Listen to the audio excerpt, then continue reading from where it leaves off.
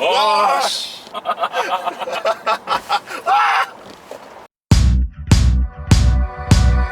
야, 이거 진짜 미쳤다, 미쳤어.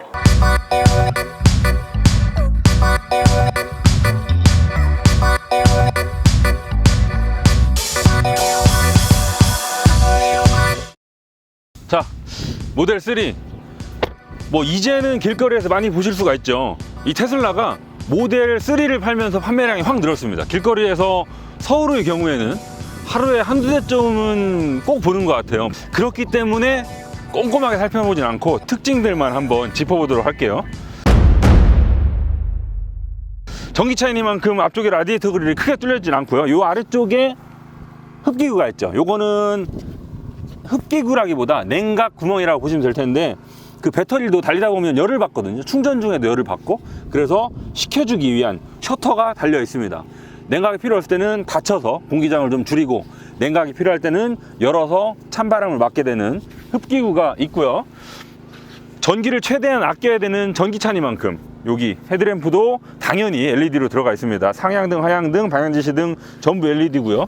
여기에는 안개등도 박혀 있어요. 여기 달려있는 호박등은 미국차기 때문에 들어가 있는 것 같고요. 아이고. 짜잔 하고 열어보시면 그렇게 크진 않은데, 어찌됐건 뭐 작은 백팩 정도는 한 2개 정도 넣을 수 있는 수납 공간이 따로 있어요. 그리고 엔진이 없는 만큼 요런데, 보통 다른 차들, 슈퍼카들이 보통 앞쪽에 프렁크가 있는 경우가 종종 있잖아요. 걔네들은 앞쪽에 이런저런 액체류를 넣는 경우가 있는데, 얘는 넣어봤자 와셔액 하나뿐입니다. 이 모델 3를 운영하시는 오너분이랑 제가 질문을 주고받은 적이 있는데, 가장 좋은 점이 뭐냐 물어봤더니 유지비가 안 드는 거래요. 뭐 말씀드릴 게 없네요. 그리고 엔진이 없으니까 흡음재도 따로 필요 없죠. 그냥 철판이 다 노출되어 있는 걸 보실 수가 있고요. 지금 우리 시승차는 퍼포먼스 트림이에요. 최상위 트림이죠. 출력이 무려 400마력 중반을 찍어내고 있는데, 그래서인지 휠도 상당히 큰 20인치를 달아놨고요. 타이어도 미쉐린 파일럿 스포츠 4가 들어가 있습니다. 또 안쪽에 들어가 있는 캘리퍼도 빨간색으로 칠해놔서 내가 되게 강력한 모델임을 암시하고 있죠. 여기 카메라가 하나 달려있는데, 지금 테슬라 모델 3에는 카메라가 총 8개 달려 있습니다. 저희 가운데 3개, 여기 하나, 저쪽에 하나, 그러면 5개죠? 6개, 7개, 그리고 저 뒤에 하나까지 총 8개의 카메라가 있고, 이 카메라 8개를 통해서 오토파일럿을 구동시킬 수 있는 거예요. 정말 자동차라기보다는 뭔가 바퀴 달린 가전기기처럼 디자인을 했잖아요. 이런 매끄러움을 해치지 않기 위해서 매립식으로 도어 핸들도 달아놨습니다. 이 바퀴를 최대한 모서리로 밀어내고, 이 바퀴 사이를 쫙 벌려서 휠베이스를 키운 다음에 그 사이를 전부 배터리 공간과 실내 공간으로 쓰고 있는 거 밖에서 확인이 바로 가능하죠. 자, 그리고 여기는 충전구가 있는데, 이렇게 슈퍼차저를 위한 충전구가 있습니다. 이 모델 3를 충전하시는 방법은 기본적으로 2가지입니다. 슈퍼차저를 이용하시는 방법이 하나 있고요. 그 다음에 이 손가락 먼저 접었으면 큰일 날 뻔했네. 슈퍼차저를 이용하시는 방법이 하나 있고요. 그 다음에 데스티네이션 차저를 이용하시는 방법, 이렇게 2가지인데, 2가지 모두 테슬라에서 마련한 충전기들이니까 무료로 쓰실 수가 있습니다. 슈퍼차저는 이 홈페이지나 앱을 통해서 보시면 어느 쪽에서 누가 얼만큼 쓰고 있는지를 바로 확인하실 수가 있고, 데스티네이션 차저는 앱을 따로 까시면 됩니다. EV 인프라라는 앱이 있는데, 그 앱을 까시면 데스티네이션 차저의 위치를 확인하실 수가 있어요. 자, 그리고 얘는 퍼포먼스 모델이어서 이 트렁크 모서리에 카본으로 된 스포일러도 달려 있는데요. 멋있죠? 멋있긴 한데 조금 조심하셔야 될 게, 지금 뒤에서 보시면 범퍼에 튀어나와 있는 정도랑 이 스포일러가 튀어나와 있는 정도랑 거의 비슷해요. 그리고 후방 카메라는 여기 달려 있죠. 그럼 카메라는 이만큼만 비춰주게 되겠는데, 보통 우리가 되게 좁은 서울 주택가 이런 데서 주차하시다 보면 여기는 이만큼이지만 위쪽에 더 튀어나와 있는 어떤 구조물도 충분히 있을 수 있거든요. 그래서 카메라만 보고 후진하시다가 여기가 이만큼이나 튀어나와 있기 때문에 혹시 여기를 콕 찍어 먹기가 쉬워요. 이런 점은 조금 조심하셔야 될 걸로 짐작이 됩니다. 테슬라 하시면 이 조립 품질, 단차 이런 걸로 조금 악명이 높잖아요. 그래서 저희도 이 모델 3를 받은 다음에 눈에 불을 켜고 한번 어떤 단차가 있는지 꼼꼼히 찾아봤거든요. 혹시 모르겠어요. 이 테슬라 측에서 모델 3 시승차를 제공할 때 그래도 좀 단차가 적은 차로 골랐는지까지는 모르겠는데, 저희 시승차의 경우에는 저희가 찾아본 바에 의하면 트렁크를 열었을 때 여기 가스 실린더 있죠. 이 가스 실린더랑 이 고무 몰딩이 있어요. 여기가 이 트렁크를 거의 닫힐 때쯤에서 여기 중간이 쓸립니다. 얘가 이렇게 찌그러지면서 들어가요. 이게 당장이야 괜찮지만 차를 몇 년 운영하시면 여기 마찰되는 부분의 내구성이 좀 떨어지지 않을까 싶은 염려가 듭니다. 트렁크는 420리터의 용량을 갖추고 있어요. 그리고 따로 말씀드릴 거는 없습니다. 실내 조명 다 LED로 달려있고 별도의 뭔가 편의 장비가 있진 않은데, 다만 이 바닥면을 들어 올리시면 엄청 깊은 추가 수납 공간이 있습니다. 목걸이는 왜 넣어줬지? 자, 또 다른 단차도 한번 찾아볼게요. 뭐가 있었냐면 여기 범퍼랑 리어 팬더랑 만나는 여기 단차 있죠. 다른 차들도 뭔가 움직이는 부분의 파팅 라인은 공간이 분명히 있습니다. 하지만 여기는 딱 붙어 있어야 맞는 자리예요. 하지만 이 모델 3는 얘랑 높이도 좀 다르고요. 손으로 만져보시면 딱 걸리거든요. 그리고 이 간격도 좀 다른 차들에 비해서는 벌어져 있죠. 여기 이 크롬 몰딩이 만나는 자리, 여기가 이렇게 나눠져 있는 것 자체가 잘못은 아닙니다. 다른 차들도 이렇게 긴 크롬 몰딩을 하나로 찍어낼 수는 없어요. 근데 이 피스가 만나는 자리, 여기가 다른 차들은 딱 붙어 있는데 테슬라는 한 0.75mm 정도 되겠네요. 이런 거 조금 아쉽고요. B필러에 보시면 이 뒷창문이랑 앞창문이랑 이 B필러랑 만나는 이 파팅 라인, 각각의 파팅 라인 길이가 달라요. 얘는 좁고 얘는 넓고요. 이런 것도 의외고요.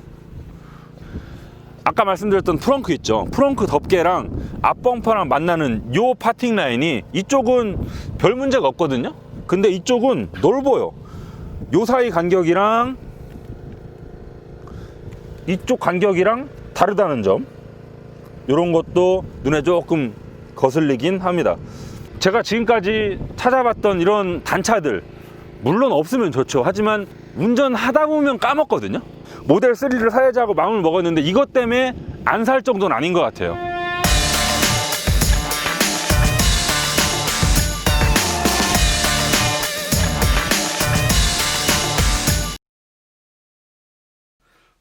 진짜 저희가 많은 차를 탔지만 그 많은 차들과 모델 3는 또 달라요. 그리고 테슬라 안에서도 모델 S와 3도 다릅니다. S는 그래도 좀 자동차 같은 느낌이 있었다면 3는 정말 자동차라기보다 어디 응접실에 앉아 있는 것 같아요. 이 대시보드를 아주 낮게 쫙 깔아놓고요. 디자인 정말 무슨 가구처럼 아주 심플하게 만들어 놨거든요. 그리고 모든 조작부는 여기 가운데 달려있는 15인치 가로 모니터 안에 전부 때려 넣었죠. 그나마 운전대라도 있으니까 차같지, 이거 없으면 사무공간? 그런 느낌이에요. 테슬라가 차를 만들기 시작한 게 얼마 안 됐습니다. 그렇다 보면 다른 기존 완성차 브랜드에 비해서 이런 조립 품질이 떨어질 수밖에 없어요. 그런 와중에 만약에 이렇게 미니멀리즘을 추구하지 않고 갖가지 소재와 컬러와 되게 복잡한 형태로 디자인을 했으면 아마 그 완성 품질이 지금보다도 현격하게 떨어졌을 겁니다. 그런 단점을 감추는 목적으로라도 이런 방향이 훨씬 더 유리했겠죠. 소재를 먼저 말씀드리면, 그런데 뭐 나쁘지 않아요. 근데 그렇다고 고급스럽지도 않지만 전체적으로 크게 흠잡을 부분은 없습니다.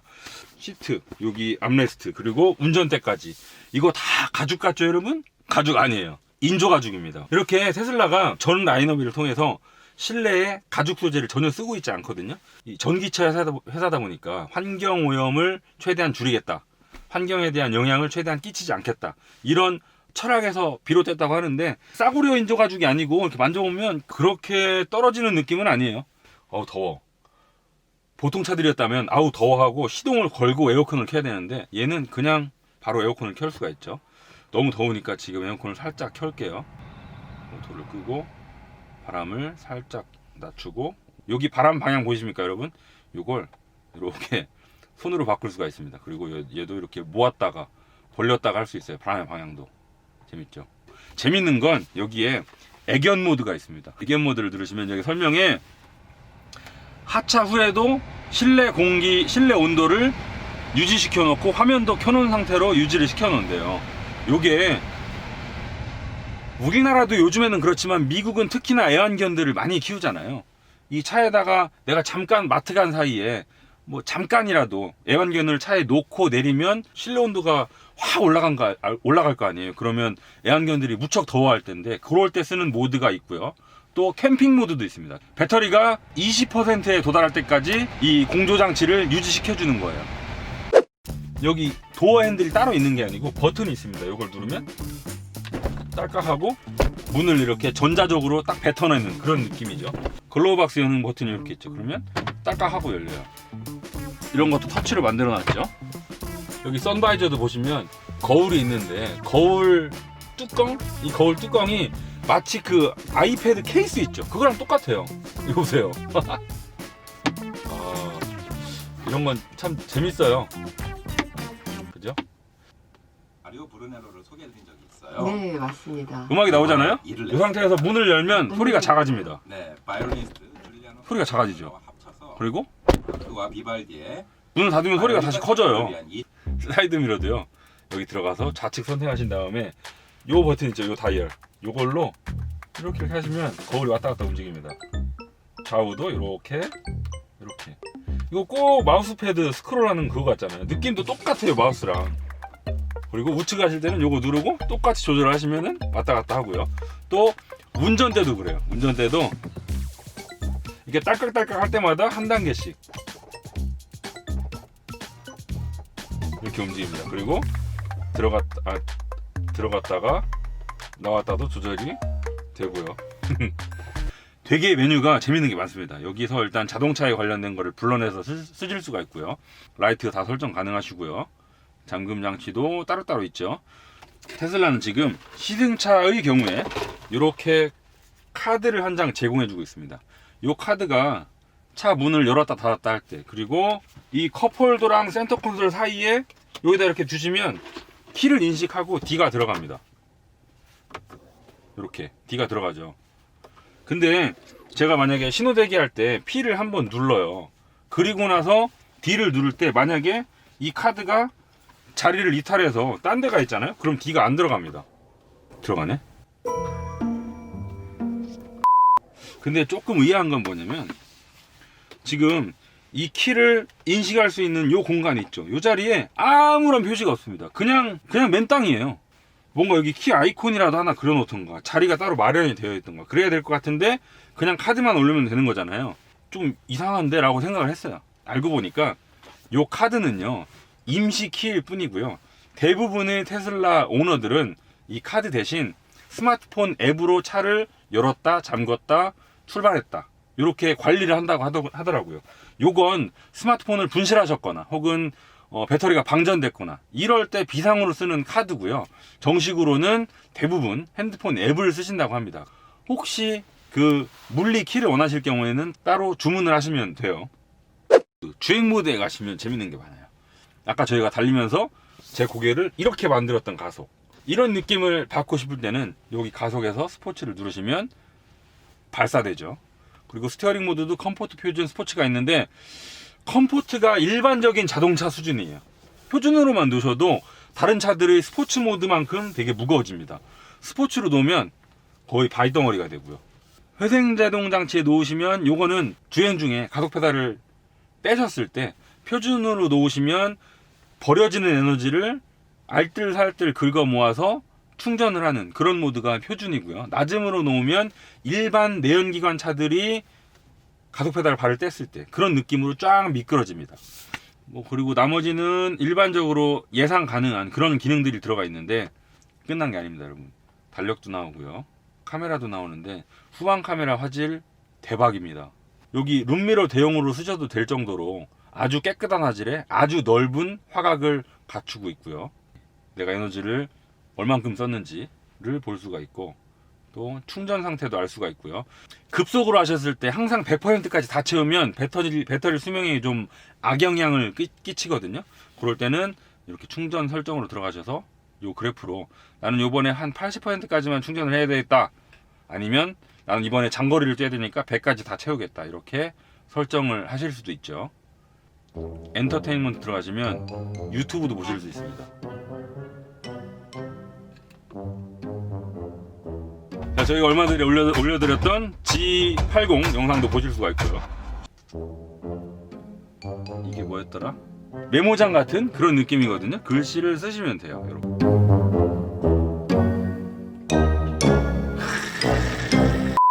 이게 가장 재밌어요. 하이라이트.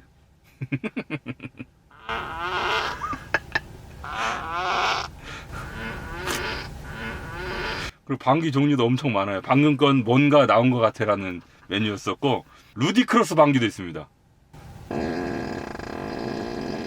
아, 진하네. 아무거나 마려운 대로. 터널 뚫는 방귀? 요걸 활성화시키잖아요. 그러면 메뉴를 다 끄신 상태로 주행 중입니다. 자, 다 조용하게 창밖을 보고 있어요. 그러다가 제가 이걸 딱 누르시면 바로 방귀 소리가 납니다. 그러면 나도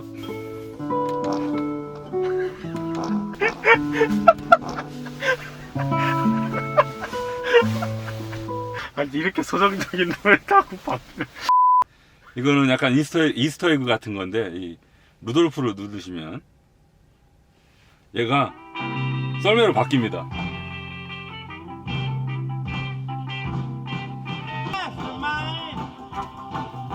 알겠어요. 꺼져. 끄라고. 화성 모드를 누르시면 화성 지도가 나옵니다. 이게 화성 탐사선인가 봐요. 테슬라를 설립한 일론 머스크의 꿈이 화성에 가는 거라고 하잖아요. 뭐 실제로 로켓도 많이 발사하고 있고요. 테슬라를 설립한 것도 화성에 갔을 때 달릴 수 있는 차를 만들기 위함이란 얘기도 있습니다. 이게 음악 프로그램이다. 와, 패드네, 패드. 열선 기능은 여기 바로바로 쓸 수 있게끔 되어 있는데, 여기서도 이렇게 바로 켜실 수가 있지만 이 메뉴로 들어가시면 시트 하나하나 따로따로 조절을 하실 수도 있거든요. 심지어 2열 시트 가운데도 따로 움직일 수 있어요. 보통은 가운데 시트에는 열선이 별로 없는 것 같거든요. 근데 얘는 2열은 시트 3개가 모두 각각 조절을 할 수 있게끔 되어 있고요. 이 열선 기능은 전기차에서 상당히 중요한 부분인데요. 우리가 겨울에 상당히 추울 때 히터를 틀면 내연기관 차들이야 버려지는 엔진의 열로 실내를 데워주면 되지만, 전기차는 내가 운전 중에 하는 모든 행위가 전부 배터리를 먹는 그런 행위거든요. 그러면 주행 가는 거리도 그만큼 줄어들 수밖에 없겠죠. 그 와중에 내가 히터를 틀어서 실내 온도를 높이면 주행 가는 거리가 상당히 많이 줄어듭니다. 이때 히터를 트는 대신 열선 시트로 이런 추위를 좀 막는다면 히터보다 훨씬 더 배터리를 아낄 수 있거든요. 그래서 히팅 시트는 전기차에서 오히려 히터보다도 먼저 추위 난 내 말이 웃겨가지고 호빵 줄 알았네. 뭔 개소리냐. 히터보다도 먼저 운전자의 추위를 막아주는 그런 기능을 할 수 있겠죠. 뜨거워. 해외는 지금 구글 지도를 쓰고 있는데, 우리나라는 정책상 보안상 이 국내 정밀 지도를 해외로 반출할 수 없게 되어 있습니다. 또 구글은 서버를 국내에 두고 있지 않아서 구글에서 지금 우리나라의 정밀 지도를 만들 수가 없거든요. 고육지책으로 테슬라 코리아는 이 우리나라에서 팔리고 있는 모델들한테 KT 지도를 제공해주고 있는데요. 요게 그냥 보면 뭐 해상도도 그렇고 괜찮아요. 근데 오너분들은 제가 직접 만나서 여쭤보니까 모델 3를 타고 다니면서 만족감이 상당히 높은데 딱 하나, 가장 불만이 이 내비래요. 제가 직접 써보니까 사실 저희들이 스마트폰 내비에 상당히 익숙해져 있잖아요. 그 스마트폰 내비만큼 길을 잘 알려주거나 빠르거나 똑똑하진 않습니다. 이 공간이 꽤 넓어요. USB 포트도 타입 A 2개가 있네요. 여기서도 조금 의아한 게 뭐냐면, 이 뚜껑을 누르면 열립니다. 얘도 누르면 열려요. 근데 닫을 때 이렇게 됩니다. 얘도 이렇게 돼요. 지금 이건 처음에 저도 이게 이렇게 돼가지고 고장났나 싶었거든요. 근데 제가 연구를 거듭한 결과 얘는 살짝 닫아야 됩니다. 이렇게. 보통 운전하다 보면 아무 생각 없이 이렇게 툭 닫게 되잖아요. 근데 그러지 마시고 힘 조절이 좀 필요해요. 살짝 이렇게 살포시 닫으셔야 뚜껑이 제대로 안착합니다.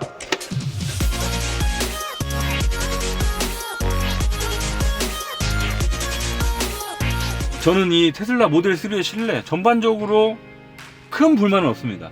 다만 테슬라의 의도는 알겠는데 너무 모니터에 다 때려 넣어서 운전하다가 조작하기 가끔 불편할 때가 자주 있어요. 아무리 미니멀리즘을 추구했다 하더라도 자주 쓰는 버튼들은 물리적으로 밖에 빼놨어야 되지 않나 싶은 생각이 듭니다.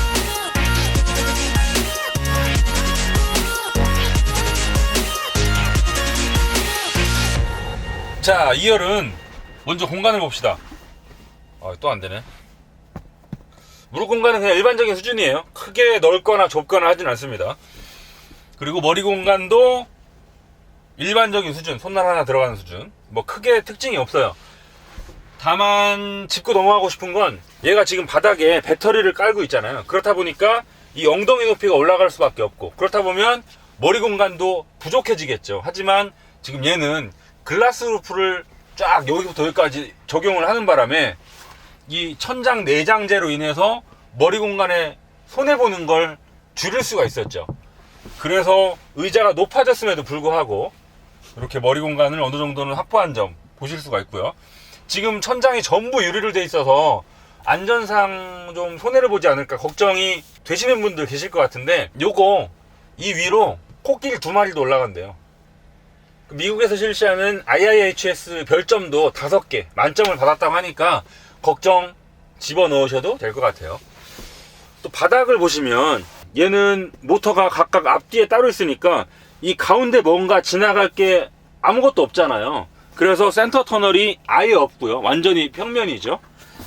또 바닥에 배터리를 넓게 깔다 보니까 여기가 요 사이로 2열 승객이 발을 집어넣을 수가 없습니다. 이렇게 지금 제가 발을 넣으시면 안 들어가요.